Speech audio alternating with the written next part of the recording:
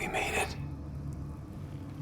After 5 years in development, and possibly having a budget that surpasses the $40 million used for Mass Effect 3, it's quite easy to understand why fans are disappointed with Mass Effect Andromeda's animations. Unfortunately, other than the stifled animations and a host of glitches and bugs, it's easy to forget the other graphical parameters that make Andromeda a great-looking game at times. The animations of the game are so downright awful, and admittedly, they look so last-gen, that much of the gamer discourse has shifted away from the other graphical parameters of the game.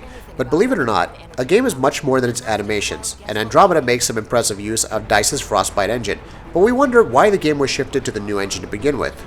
The original trilogy ran on the Unreal Engine, so Andromeda is the first ever game in the series to run on DICE's popular engine. We've already seen what the engine is capable in last year's Battlefield 1, which was undoubtedly one of the best looking games of this generation. But with each game, requirements change. The way different developers use the same engine may differ.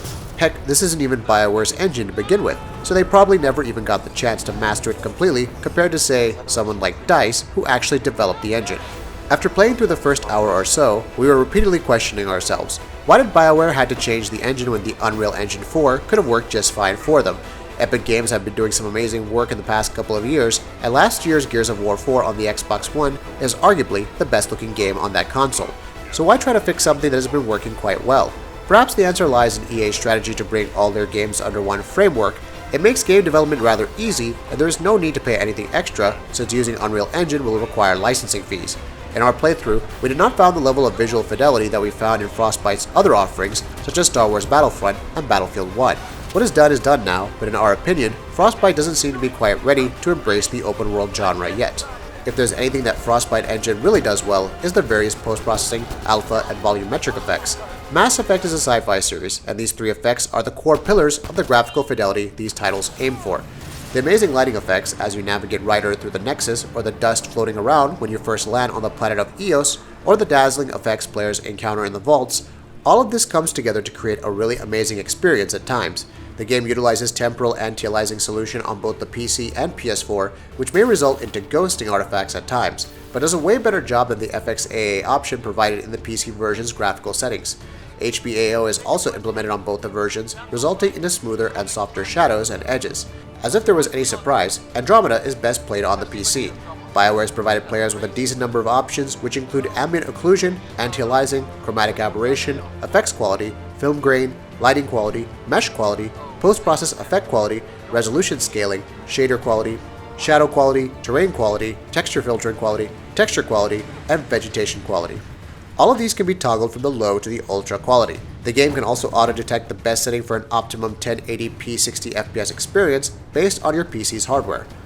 For example, while using an AMD FX 8350 configuration along with an R290X 4GB GPU card and 8GB of memory, the game auto-selects the high settings with frame rates reaching up to 60.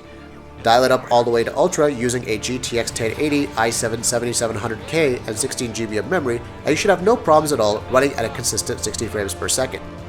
On the console side, we found the PS4 Pro to be an interesting proposition. It doesn't render a native 4K resolution, which to be honest is expected, but Bioware have managed to use a checkerboard solution to render a 1800p image buffer. Know that this is not native 1800p resolution, but according to DICE, it helped them to save a lot of rendering budget across various parameters such as G-buffer, shadows, and lighting. There is a slight softer look to the final image quality, but it looks very close to a native 1800p image quality. Unlike the PC version, the Pro version is capped at 30 frames per second, and for the most part, it's a rather stable experience. However, we did witness drops during the vehicular sections in the game's open world.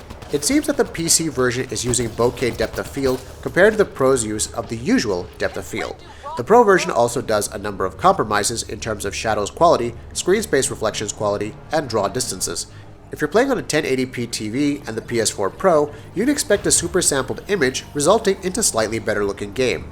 It seems that assets, textures, and lighting wise, the Pro version and the PC at Ultra settings are pretty close.